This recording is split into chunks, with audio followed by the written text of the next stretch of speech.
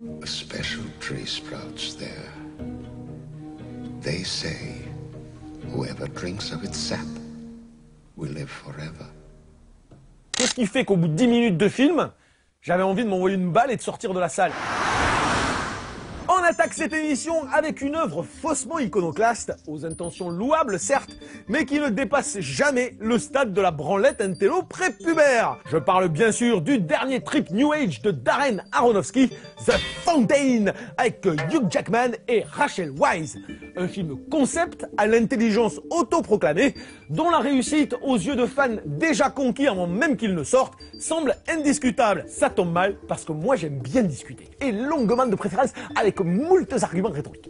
The Fountain est un film délicat à chroniquer. Non qu'il faille marcher sur des œufs auprès de ceux qui considèrent Requiem for a Dream, le précédent film d'Aronofsky, comme un chef-d'œuvre inattaquable, mais parce que la démarche qui précède The Fountain force le respect. Voilà plus de 6 ans que le réalisateur porte à bout de bras ce projet intime. Un projet qui partait sous de bons auspices, avec Brad Pitt en tête d'affiche et un budget de 90 millions de $. Hélas, The Fountain se retrouve à vite au placard suite au désistement de l'acteur et au retrait consécutif de la boîte de prod.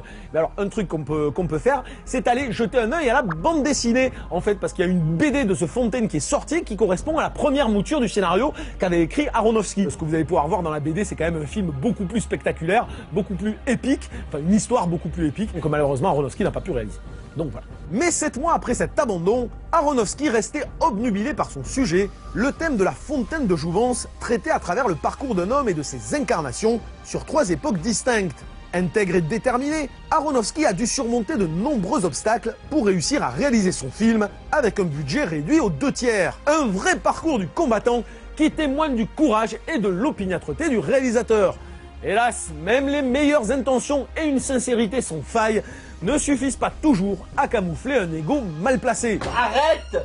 Mais j'ai pas mal, donc c'est pas possible. C'est pas possible que j'ai un bouton. Car le problème fondamental de The Fountain tient moins dans la suprême naïveté de son scénario ou dans ses limites budgétaires visibles à l'écran que dans la prétention inconsciente de sa mise en scène. Ne cessant de répéter en interview que son film est fait pour des spectateurs qui souhaitent réfléchir, ce qui en soi est assez condescendant, Aronofsky prend la pose auteuriste en permanence, délivre un symbolisme visuel de pacotille quand il n'est pas à côté de la plaque. Quand Hugh Jackman se retrouve face à un très beau plan de l'arbre de vie, et qu'il tombe au sol et qu'il est contaminé par la vie, c'est-à-dire que t'as carrément des choux-fleurs qui lui poussent du thorax et qui le recouvrent d'herbe, ok, sans doute symboliquement extrêmement cohérent, c'est juste une horreur visuellement, quoi. Je veux dire, t'as envie de dire, c'est moche, mec, et puis c'est lourdin, quoi. J'ai l'air fatigué, là, j'ai l'air fatigué. Non, t'as l'air en pleine forme. Non, mais parce que je sens les paupières lourdes, tu vois, en fait, ça. Là, je veux dire, tu me mets dans un lit, je dors, direct. Alors, on est médias populaires. Et nous balance les pires lapalissades possibles en se prenant pour Kubrick. Attention, 2 plans valent bien le détour, les acteurs sont brillants et une émotion vraie s'en dégage parfois. Attends, j'ai peur. Moi je le vois, il y a des gens qui m'ont dit mais c'est bouleversant, c'est bouleversant. Oui, pour moi bouleversant c'est pas suffisant, d'autant que moi je n'ai jamais été le bouleversé dans le film. Donc je peux dire aussi, moi j'ai pas été bouleversé, c'est nul. Ah, super, génial. Mais le reste du temps, la mise en scène d'un contemplatif laborieux, quand elle n'est pas grossière, n'a jamais l'humilité d'un discours métaphysique infantile qui ne dépasse pas le stade de la philo de comptoir. Et là le problème au bout d'un moment, c'est quand tu te rends compte que le mec il a juste rien à dire. Il est là le problème. Il suffit pas de me mettre un mec en train de faire du tai chi sur fond de voie lactée pour que ça ait du sens, quoi.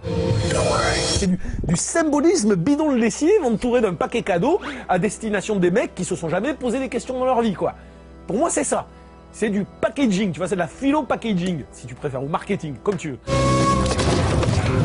Un discours soumis encore une fois au simplisme le plus absolu, mais que l'on nous vend pourtant comme un parangon de sagacité. Le syndrome Forrest Gump donc, aussi sincère qu'exaspérant, car il témoigne, et ça vaut pour toutes les strates de nos sociétés, d'un déclin ahurissant de la pensée.